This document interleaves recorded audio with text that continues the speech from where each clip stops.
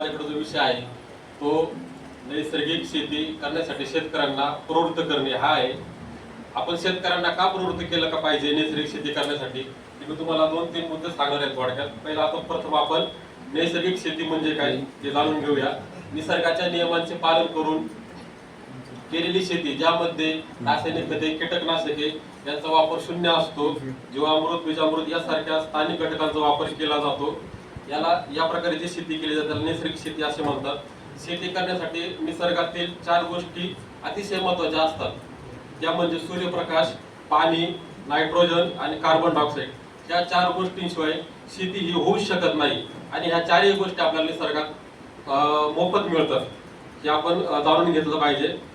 तर नैसर्गिक शेती करण्यासाठी शेतकऱ्यांना आपण का प्रवृत्त केलं पाहिजे हे तुम्ही 2-3 उदाहरणं सांगतो तुम्हाला.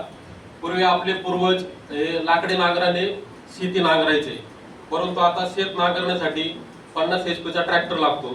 अशी आपल्या जमिनीची अवस्था झालेली आहे. जमीन अतिशय टणक झालेली आहे, नापीक बनत चाललेली आहे.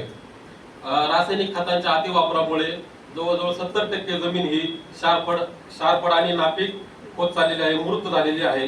त्याच्यामध्ये कितीही खतं टाकली तरी त्याचा काही फायदा होणार नाही, हे शेतकऱ्यांना आपण समजून सांगितले पाहिजे. शेजारच्याने 2 गोणे टाकल्या म्हणून आपण 3 गोणे टाकू असा शेतकऱ्यांचा भ्रम निर्माण झालेला आहे, परंतु याचा काही फायदा नाही. यामुळे शेती ही नापीक होत चाललेली आहे. रासायनिक खताच्या अतिवापरामुळे कॅन्सर, थायरॉइड, मधुमेह यासारखे भयंकर आजार घरोघरी होऊ लागलेले आहेत.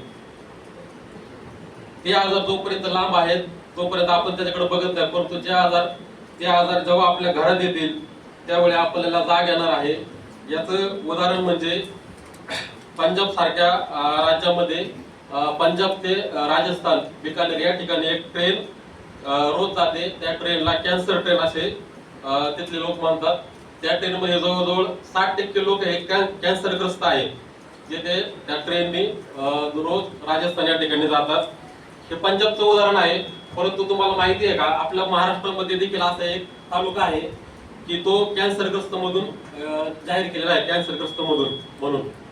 तो तालुका म्हणजे कोल्हापूर जिल्ह्यातील शिरोळ हा तालुका कॅन्सरग्रस्त मधून जाहीर केलेला आहे. तुम्ही गुगलवर टाकलं तर तुम्हाला त्याची माहिती भेटेल. कारण हे संकट आता रासायनिक खताच्या अतिवापरामुळे हे आपल्या पंजाबमध्ये होतं, आता महाराष्ट्रात कोल्हापूर सारख्या ठिकाणी आलेले आहे आणि हे हळूहळू आपल्या जिल्ह्यामध्ये, आपल्या तालुक्यात, आपल्या गावामध्ये येणार आहे. त्यामुळे आपण शेतकऱ्यांना रासायनिक खताचा वापर अति प्रमाणात न करता कशा प्रकारे नैसर्गिक पद्धतीने शेती करणार आहोत हे आपण सांगितलं पाहिजे.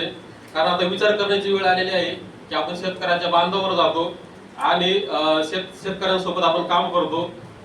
त्याच्यामुळे आपली जबाबदारी आहे की शेतकऱ्यांना रासायनिक खते कमी प्रमाणात वापरायला सांगणे आणि नैसर्गिक शेतीकडे वळणे हे आपलं कर्तव्य आहे.